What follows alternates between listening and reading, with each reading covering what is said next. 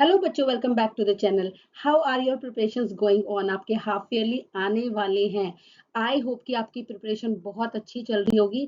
आज हम करेंगे रेस्पिरेशन का रिवीजन कह सकते हैं इसको, या फिर आप समझ सकते हैं कि हम रेस्पिरेशन आज यहाँ पर कंप्लीट पूरा टॉपिक करेंगे बहुत सिंपल वे में, जिसमें ऑल द क्वेश्चंस जितने भी आपके एग्जाम में आते हैं सब इंक्लूडेड होंगे।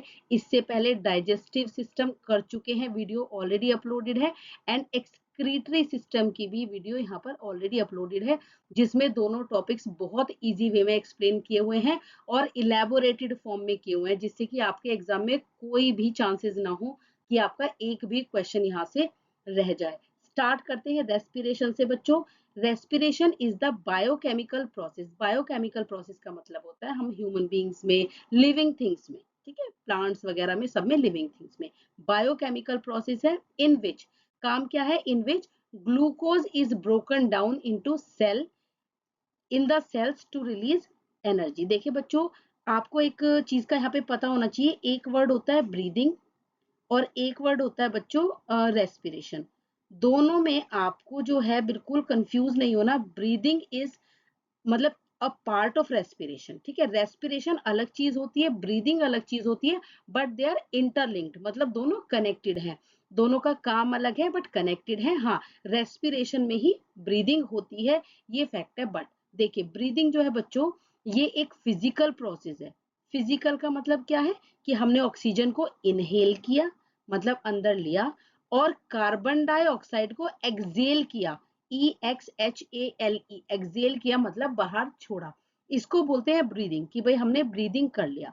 और ये ब्रीदिंग कहाँ होती है? लंग्स में, ठीक है। मैंने चैप्टर के एंड में, मतलब इस टॉपिक के एंड में, दोनों में डिफरेंसेस भी आपको दे दिए हैं।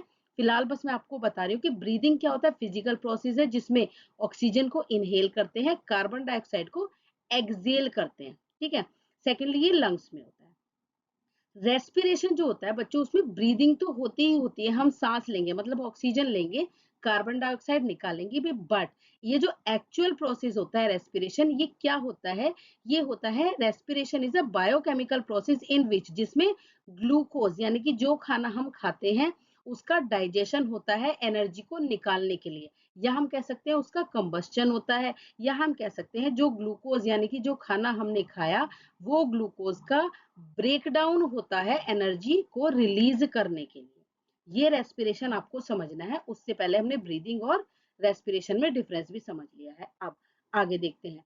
दिस एनर्जी इज यूज्ड, ये जो एनर्जी निकली बायोकेमिकल प्रोसेस में रेस्पिरेशन के, this energy is used for all life processes like growth, repair, movement. सारे लाइफ प्रोसेस के लिए हमें इस एनर्जी की रिक्वायरमेंट है, जो ये एनर्जी निकली रेस्पिरेशन में। रेस्पिरेशन का जो बच्चों आपको ध्यान रखना है कि मतलब क्या होता है, या इक्वेशन क्या है रेस्पिरेशन की, जिसमें ग्लूकोज को ऑक्सीजन की प्रेजेंस में ब्रेक डाउन कराया गया, या वो इंटरनली ब्रेक डाउन हुआ, हम नहीं कराएंगे, वो तो होगा ही होगा। क्या रिलीज होगा? कार्बन डाइऑक्साइड और वाटर रिलीज होंगे। और ये जो एनर्जी निकली, ये बॉडी की रिपेयर, ग्रोथ और मूवमेंट के लिए रिक्वायर्ड है। अब इसमें ध्यान रखेंगे, ये जो एनर्जी निकलती है बच्चों, ये एटीपी की फॉर्म में निकलती है। एटीपी को आपको याद रखना है, एडिनोसाइन ट्राइफॉस्फेट, इसकी जो है कई बार जो है फुल फॉर्म आ जाती है। और ये क्या है? ये एनर्जी करेंसी है, यानी कि इस फॉर्म में हमारी बॉडी में एनर्जी निकलती है। क्वेश्चन आएगा पेपर में, what is the energy currency in our body? आप बोलोगे एटीपी, और एटीपी की फुल फॉर्म आएगी, आप लिखोगे एडिनोसाइन ट्राइफॉस्फेट, ठीक है। कितनी निकलती है? 36 से लेकर 38 एटीपी तक निकलती है एरोबिक रेस्पिरेशन में। अभी ये एरोबिक क्या है, एनएरोबिक क्या है, उसको थोड़ी देर बात करेंगे। पर्पस क्या है? टू मतलब रेस्पिरेशन का हमारी बॉडी के लिए पर्पस क्या है? टू प्रोड्यूस एनर्जी, ठीक है। ये बात अभी हो गई। कहाँ पर ये रेस्पिरेशन होता है? ऑल लिविंग सेल्स में होता है, प्लांट्स में, एनिमल्स में, बैक्टीरिया में, फंगी में, ईस्ट में, इन सब चीजों में रेस्पिरेशन होता है। लोकेशन कहाँ है? लोकेशन है माइटोकॉन्ड्रिया में। हमारे सेल के अंदर माइटोकॉन्ड्रिया होते हैं।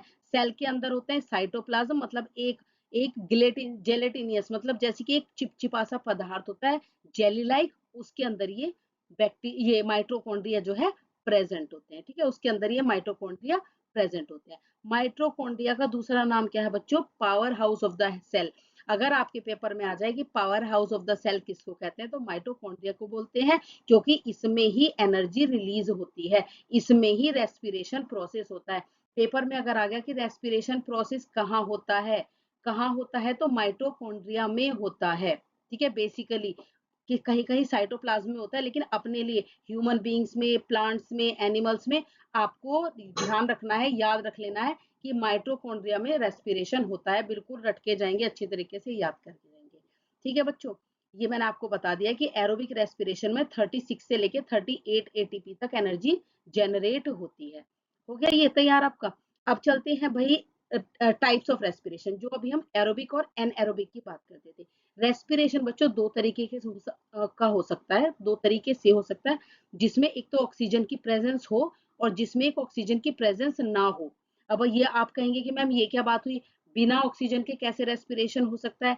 देखिए, कई बार बच्चों ऐसा होता है कि जैसे हमने कोई फिजिकल एक्टिविटी की, ठीक है, हमने फिजिकल एक्टिविटी की, यानी कि बहुत ज्यादा भागे दौड़े, तो आपको लगता है ना कि अगले दिन या फिर कुछ देर के बाद आपकी मसल में क्रैम्प हो जाते हैं। ठीक है, तो पहले आप ध्यान रखना, जब हम मसल एक्टिविटी कोई करते हैं तो हमारी बॉडी को ना ऑक्सीजन की बहुत ज्यादा रिक्वायरमेंट पड़ती है, और उस टाइम बॉडी में इतनी ऑक्सीजन अवेलेबल नहीं होती। आप जल्दी जल्दी सांस लेते हैं ना, वो जल्दी जल्दी सांस लेने का मतलब ये कि आपकी बॉडी को जल्दी जल्दी से बहुत सारी ऑक्सीजन चाहिए, लेकिन वो फिर भी नहीं मिल पाती।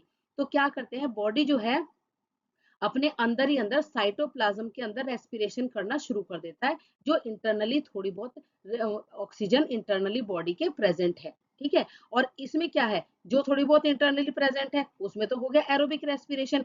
लेकिन जो रेस्पिरेशन बिना ऑक्सीजन के, ऑक्सीजन की कमी में हो रहा है उस टाइम, कि भाई हमें तो ऑक्सीजन चाहिए पर ऑक्सीजन इतनी मिल नहीं पा रही, तो भी क्योंकि एनर्जी बॉडी को चाहिए। अब आप कहोगे मैम रेस्पिरेशन नहीं भी होगा तो क्या हो जाएगा, आप कहोगे कि मैम रेस्पिरेशन नहीं भी होगा तो क्या हो जाएगा, नहीं, क्योंकि हम भागा दौड़ी कर रहे हैं, हमारी भाग मतलब हम भागने के बाद इतना थक गए हैं, हमारी सांस फूल रही है, उस वक्त रिलैक्स होने के लिए बॉडी को एनर्जी की जरूरत है। उस एनर्जी के लिए रेस्पिरेशन करना ही करना है, बॉडी में होना ही होना है। तो ये बिना ऑक्सीजन के भी उस टाइम रेस्पिरेशन होता है। डिफरेंस क्या है, अब दोनों में देख लीजिए, जो एरोबिक रेस्पिरेशन है वो ऑक्सीजन के साथ होगा, ये बिना ऑक्सीजन के होगा। ठीक है, अब यहाँ पर है लोकेशन। जो एरोबिक होता है पहले थोड़ा सा होगा साइटोप्लाज्म में, उसके बाद पहुंचेगा वो माइटोकॉन्ड्रिया में। इसको भी अभी बताऊंगी कि कैसे प्रोसेस होता है। ठीक है, और ये केवल साइटोप्लाज्म में होके खत्म हो जाता है।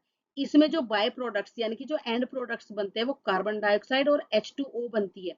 इसमें क्या बन सकता है, इसमें दो चांसेस है, या तो लैक्टिक एसिड बन सकता है या इथेनॉल बन सकता है। ठीक है, इथेनॉल बनता है ईस्ट में, जो ईस्ट होती है जब उसमें रेस्पिरेशन होता है तो इथेनॉल बनता है। लेकिन हम जो इंसान हैं, हम जो एक्सरसाइज करने के बाद हमारी बॉडी में एनारोबिक रेस्पिरेशन होगा, हमारी बॉडी में बनेगा लैक्टिक एसिड, हमारी बॉडी में इथेनॉल नहीं बनेगा।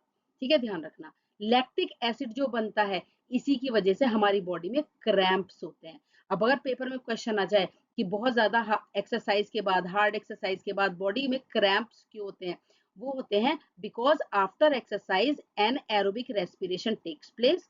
कौन सा होता है, एन एरोबिक रेस्पिरेशन हो जाता है, and lactic acid is formed, that is why cramps, ठीक है, अकर्स इन आवर बॉडी, हमारी बॉडी में क्रैम्प्स हो जाते हैं।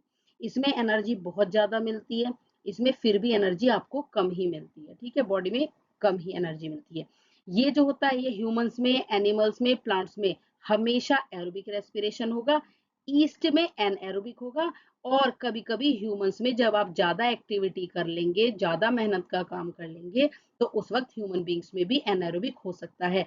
इस बात को, वीडियो को रिवाइंड करके दोबारा से एक बार अच्छे से तैयार कर लेनी है सबको। ठीक है, एग्जाम्पल मैंने आपको यहाँ पर दे दिए हैं एरोबिक के, मतलब एनएरोबिक के ईस्ट में जो है इथेनॉल बनती है और CO2 बनती है। ठीक है, और क्या कहते हैं, मसल्स में, जो ह्यूमन मसल्स हैं उसमें लैक्टिक एसिड बनता है जब ऑक्सीजन की डेफिशिएंसी होती है, मतलब कमी होती है, तो ये वाला रेस्पिरेशन होता है। ठीक है बच्चों, अच्छे ध्यान से सुन लेंगे, इसको पढ़ लेंगे। अब हमारा रेस्पिरेटरी सिस्टम, बहुत सिंपल वे में आपको रेस्पिरेटरी सिस्टम समझाने वाली हूँ। देखिए, सबसे पहले है नेजल कैविटी। ठीक है, नेजल कैविटी मतलब जो हमारी नाक के दो छेद हैं, ठीक है, नोज में जो दो छेद हैं, नोस्ट्रिल्स हैं, उससे लेकर अंदर तक जो हमारे ये एरिया जा रहा है, ठीक है, ये सारा हमारी नेजल कैविटी है। ठीक है, नेजल कैविटी है, कैविटी मतलब होता है गड्ढा अंदर की साइड। तो entry point of the air, ये एयर का एंट्री पॉइंट है जिसके अंदर सीलिया और म्यूकस प्रेजेंट है और हेयर भी प्रेजेंट होते हैं। अब हेयर और सीलिया दोनों चीज अलग है। सीलिया भी हेयर लाइक स्ट्रक्चर्स हैं जो हमें दिखाई नहीं देते नोज के अंदर, ठीक है, और हेयर तो हमें दिखाई देते हैं, ठीक है। थोड़ा म्यूकस होता है यानी कि चिपचिपा पदार्थ हमारी नोज में होता है, जो दोनों का, सीलिया का और म्यूकस का और हेयर का, तीनों का काम क्या है?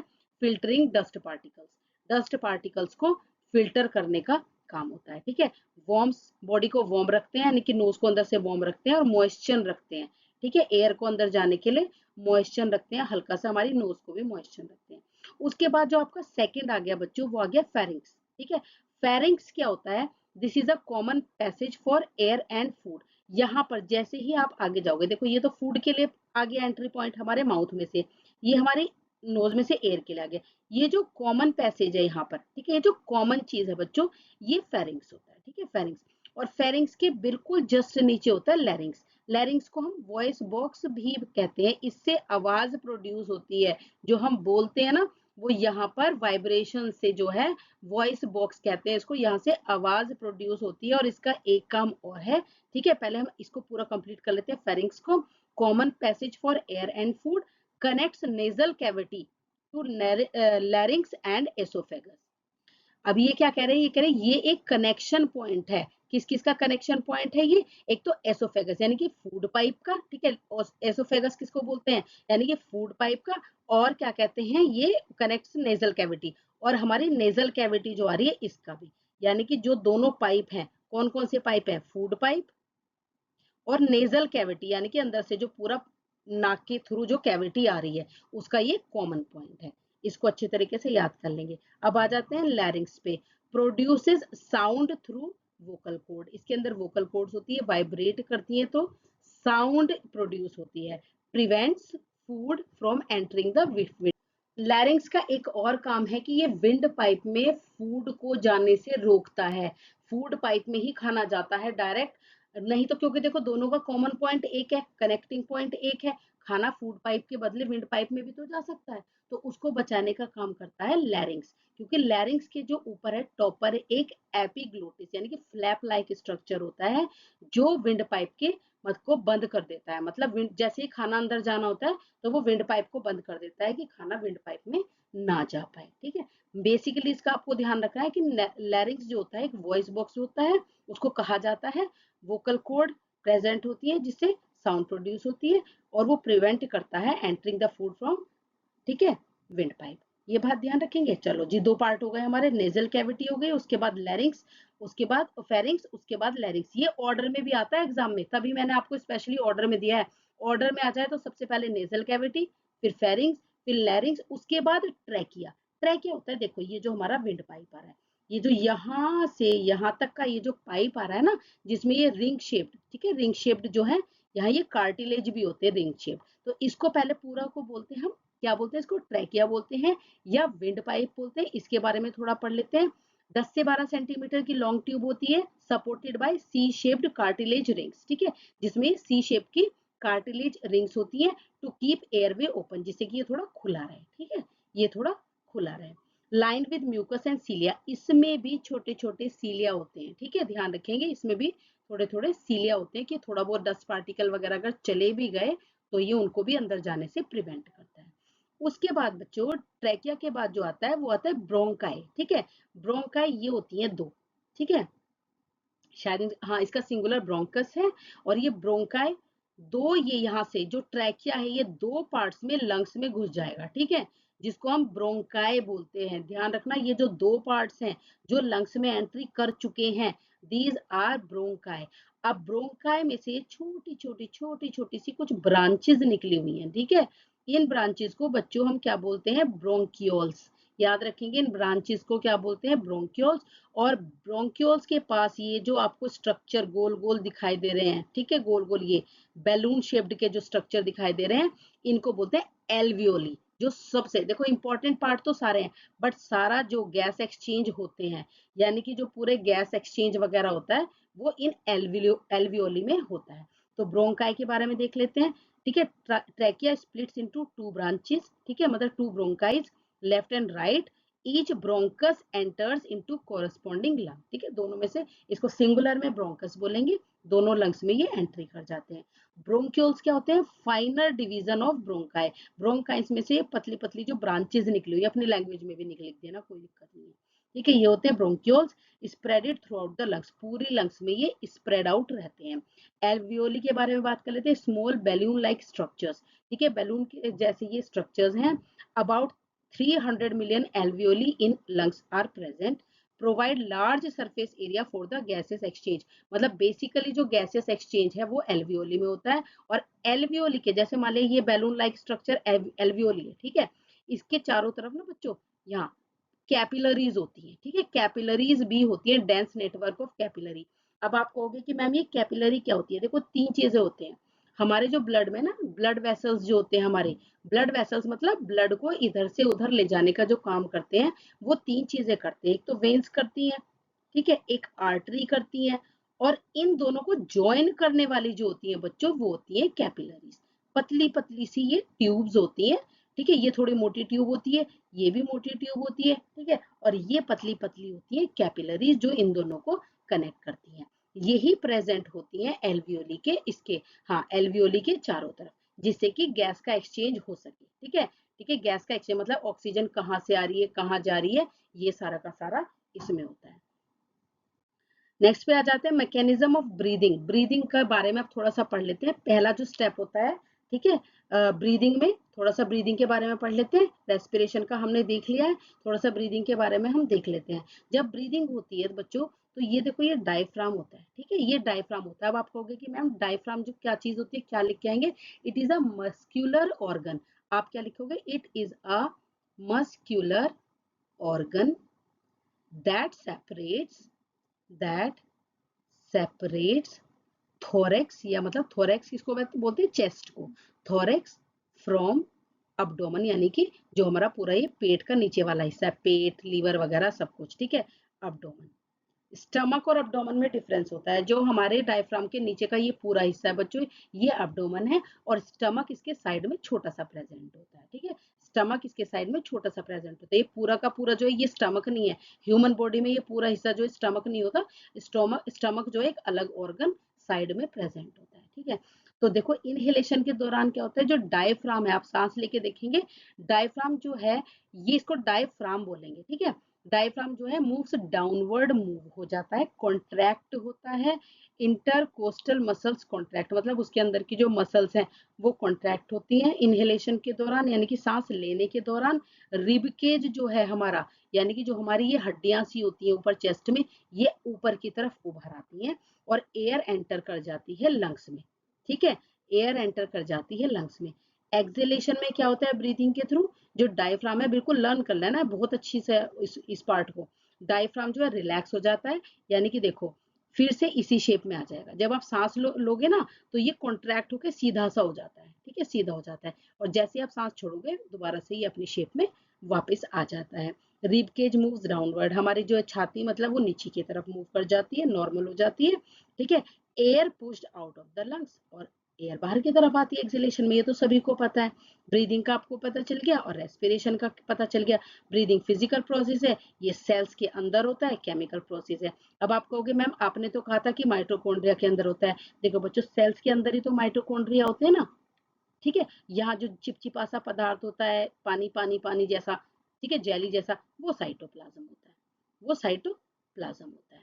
थोड़ा सा तो साइटोप्लाज्म में हो जाती है रेस्पिरेशन की प्रोसेस, बची कुची माइटोकॉन्ड्रिया में हो जाती है, ठीक है बच्चों। ये नाउ बच्चों अब देखते हैं गैसियस एक्सचेंज, मतलब कि जो लंग्स में ऑक्सीजन बाहर से आई वो बॉडी टिश्यू तक, यानी कि बॉडी पार्ट्स तक या फिर सेल्स तक कैसे पहुंची, ठीक है, सेल्स तक, क्योंकि बॉडी टिश्यू के अंदर क्या होती है, टिश्यू का मतलब क्या होता है? सेल्स का कॉम्बिनेशन, तो मतलब सेल्स तक कैसे पहुंचे, टिश्यू जो होता है बच्चों वो सेल्स का कॉम्बिनेशन होता है, यानी कि वो जो ऑक्सीजन है वो सेल्स तक कैसे जाएगी।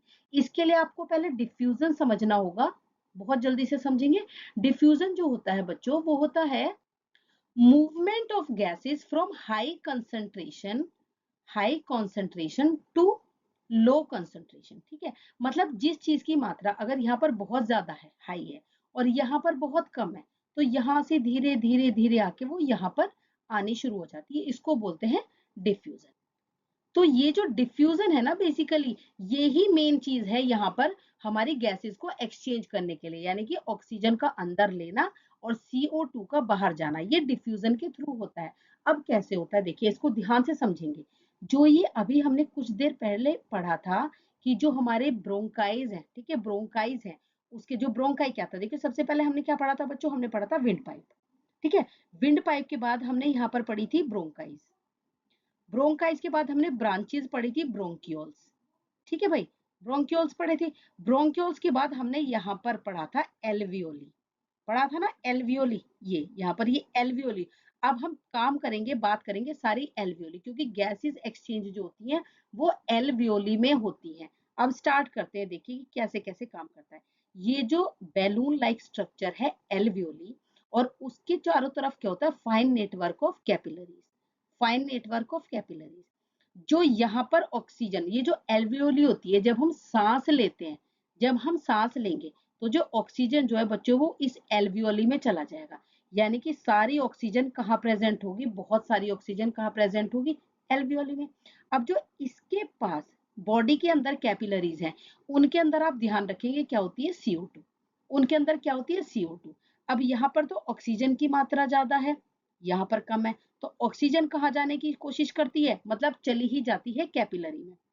और कार्बन डाइऑक्साइड, जो बॉडी की कार्बन डाइऑक्साइड जो कैपिलरी में प्रेजेंट थी, वो यहाँ ज्यादा है, यहाँ तो है ही नहीं, तो हाई कंसंट्रेशन से कहाँ आ जाएगी, लो कंसंट्रेशन में। मतलब ऑक्सीजन जो है वो कहाँ आ जाएगी, इन एयर सैक्स में, ठीक है, इनमें आ जाएगी ये जो बैलून लाइक स्ट्रक्चर है। अब जब कार्बन डाइऑक्साइड इसमें आ गई, धीरे धीरे विंड पाइप के थ्रू हमारी नाक से होती हुई कार्बन डाइऑक्साइड बाहर निकल जाएगी, और ये जो ऑक्सीजन यहाँ पर आ गई थी, ये जो ऑक्सीजन यहाँ पर आ गई थी, ये कैपिलरीज धीरे धीरे इस ऑक्सीजन को ब्लड में लेकर जाती हैं, ठीक है, ब्लड ही तो होता है इनके अंदर, तो ब्लड में क्या हो गया, हमारे ऑक्सीजन मिक्स हो गई। अब ये ऑक्सीजन ब्लड के थ्रू धीरे धीरे हमारे टिश्यूज तक यानी कि सेल्स तक चली जाती है।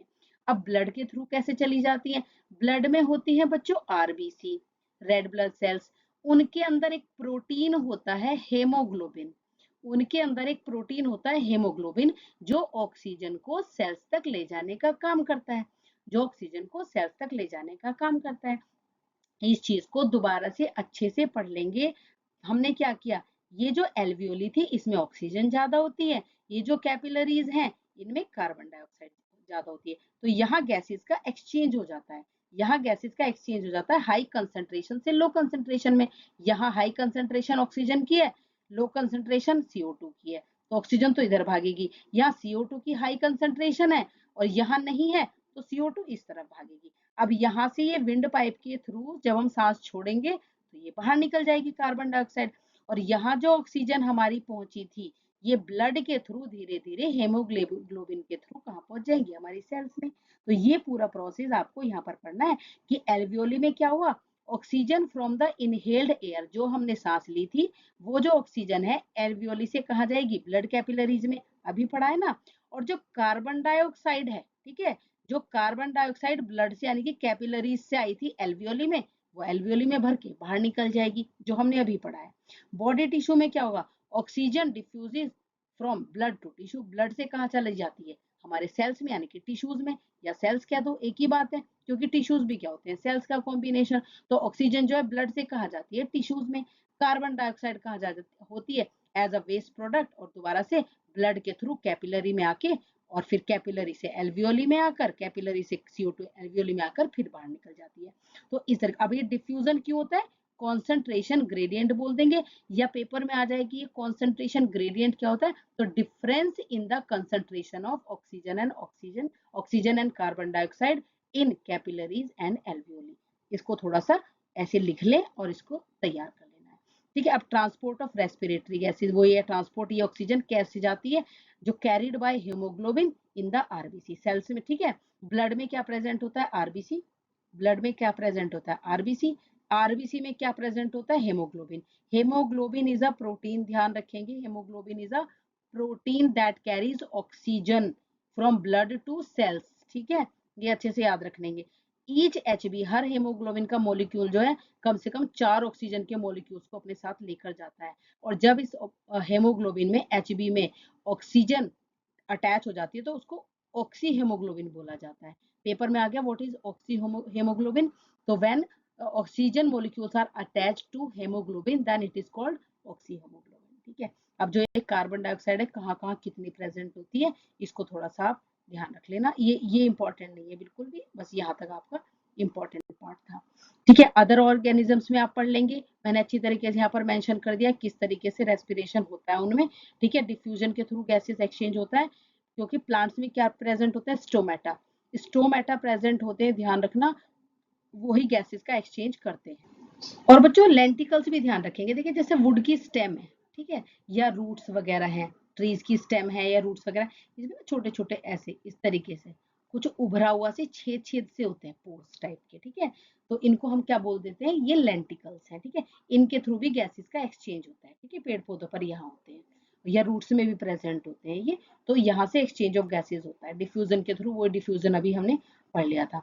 अमीबा में इंपॉर्टेंट है, यूनिसेल्युलर है अमीबा। यूनिसेल्युलर का मतलब क्या है, केवल एक सेल का ऑर्गेनिज्म है, वो सेल ही पूरा ऑर्गेनिज्म है, उसमें हमारी तरह बहुत सारी सेल्स नहीं है। उसमें जो उसकी सेल मेम्ब्रेन होती है, यानी कि बाहर की जो उसकी सेल की परत होती है, इसी से गैसेस का एक्सचेंज हो जाता है डिफ्यूजन के थ्रू। ठीक है, हाई कंसंट्रेशन से लो कंसंट्रेशन। बस आप ध्यान रखेंगे इतना कि अमीबा में सेल मेम्ब्रेन से और सिंपल डिफ्यूजन से एक्सचेंज होता है गैसेस का। अर्थवॉर्म में उसकी मॉइस्ट स्किन से होता है। फिश में ध्यान रखेंगे गिल्स से। ठीक है, गिल्स से एक्सचेंज होता है। हमारी तरह उनके अंदर कोई रेस्पिरेटरी ऑर्गन वगैरह नहीं होता, नोज कि भाई वो नोज से ऑक्सीजन को अंदर करेंगी और उसके बाद क्या कहते हैं उसके अंदर एल्वियोली वगैरह प्रेजेंट होगा, नहीं। इनके जो गिल्स है ना, ये डिजोल्व ऑक्सीजन, जो पानी में ऑक्सीजन होती है डिजोल्व, ठीक है, पानी में ऑक्सीजन डिजोल्व होती है, उसको गिल्स के थ्रू ये लेते हैं। ब्रीदिंग और रेस्पिरेशन का आपको यहाँ पर अच्छे से डिफरेंस तैयार कर लेना। फिजिकल प्रोसेस है, केमिकल प्रोसेस है। ब्रीदिंग केवल लंग्स तक सीमित है, ये इनसाइड द सेल्स माइटोकॉन्ड्रिया में पूरा रेस्पिरेशन का प्रोसेस होता है। ठीक है, और क्या कहते हैं, ऑक्सीजन का अंदर आना ब्रीदिंग होता है या बाहर जाना। ठीक है, ऑक्सीजन का ब्रिंग्स इन, अभी तो केवल यहाँ ऑक्सीजन की फॉर्म में है, बाकी आप लिख सकते हो exchange of gases O2 and CO2। ठीक है, और इसमें कोई एनर्जी रिलीज नहीं होती ब्रीदिंग में, या एटीपी की फॉर्म में प्रेजेंट होती है। थोड़ा सा बच्चों मुझे कुछ यहाँ पर बताना था कि जो रेस्पिरेशन का प्रोसेस होता है, ठीक है, ये थोड़ा सा आपको याद कर लेनी है बात। ये पहले थोड़ा सा साइटोप्लाज्म में होता है, साइटोप्लाज्म में होता है। साइटोप्लाज्म क्या होता है, जैसे कोई सेल है, यहाँ पे जो एक जेली लाइक स्ट्रक्चर है, ये पानी पानी, इसके अंदर माइटोकॉन्ड्रिया भी होते हैं, बहुत सारे और भी ऑर्गेनिल्स होते हैं। ठीक है, लेकिन यहाँ पर ये जो जेली जेली जैसा है, ठीक है, पानी जैसा, थोड़ा सा जो है यहाँ पर भी रेस्पिरेशन हो जाता है। जो आपने ग्लूकोज खाई C6H12O6, जो ग्लूकोज यहाँ पर आपने खाई है, ठीक है, वो थोड़ी सी यहाँ पर भी ब्रेक डाउन हो जाती है और पायरुवेट में, ध्यान रखना, पायरुवेट में कन्वर्ट होती है। पायरुवेट एक कंपाउंड होता है जिसमें कार्बन के 3 मॉलिक्यूल्स होते हैं, अभी आपको सिर्फ इतना ध्यान रखना है। ये पायरुवेट फिर माइटोकॉन्ड्रिया में जाके पूरा ब्रेक डाउन हो जाता है ग्लूकोज का। इस बात को ध्यान रखेंगे कि साइटोप्लाज्म में क्या होता है, साइटोप्लाज्म में भी थोड़ा सा ग्लूकोज का ब्रेक डाउन होता है in the form of pyruvate. Pyruvate बन जाता है, ये पायरुवेट जो है ये जाता है अंदर माइटोकॉन्ड्रिया में, पूरा पूरा का पूरा फिर इसका ब्रेक डाउन हो जाता है और CO2 बन जाता है। ठीक है, कार्बन डाइऑक्साइड और वाटर और एनर्जी माइटोकॉन्ड्रिया में। माइटोकॉन्ड्रिया को पावर हाउस बोलते हैं, बिल्कुल याद करके जाना है क्यों बोलते हैं, क्योंकि इसमें एनर्जी रिलीज होती है, सारा रेस्पिरेशन का प्रोसेस इसी में होता है। ठीक है, थोड़ी सी रेस्पिरेटरी डिसऑर्डर्स आप अपने आप पढ़ लेना। ठीक है, इसमें मेरा कुछ काम नहीं है। डायग्राम्स आपके लिए एग्जाम के लिए ये वाले इंपॉर्टेंट है। एक वीडियो आएगी जिसमें पूरे लाइफ प्रोसेस के और क्या कहते हैं कंट्रोल एंड कोऑर्डिनेशन के सारे डायग्राम्स कंबाइंड होंगे। ठीक है, जिसमें सारे डायग्राम्स की कॉम्बिनेशन विद उनकी लेबलिंग होगी, तो ये मैं तब कराऊंगी। इसको आप अपने आप भी अभी कर सकते हैं। कुछ यहाँ पर मैंने क्वेश्चंस आपके एग्जाम के लिए रेडी करने के लिए दे दिए हैं, आप इनको रेडी करके जाएं एग्जाम्स में। अगर आपको चाहिए कि मैम इनके आंसर्स दो, ठीक है, तो I will give you the answers, अगर आप कमेंट में डालते हैं कि मैम आंसर्स चाहिए। ठीक है बच्चों, यहाँ पर रेस्पिरेशन आपका हो गया कंप्लीट। वीडियो थोड़ी लॉन्ग रहेगी क्योंकि समझाने में थोड़ा सा टाइम लग जाता है कि बच्चों को बेसिक चीजें सारी आ जाए, बेसिक से भी ज्यादा इंटरनली आ जाए। ठीक है, तो इससे इसके बाहर आपके एग्जाम में कुछ नहीं आने वाला रेस्पिरेशन में से। Keep watching. अगर आपको समझ में आया हो, वीडियो अच्छी लगी है तो लाइक करें, कमेंट जरूर करें, कमेंट से बहुत मोटिवेशन मिलती है अगर आप कमेंट करते हैं।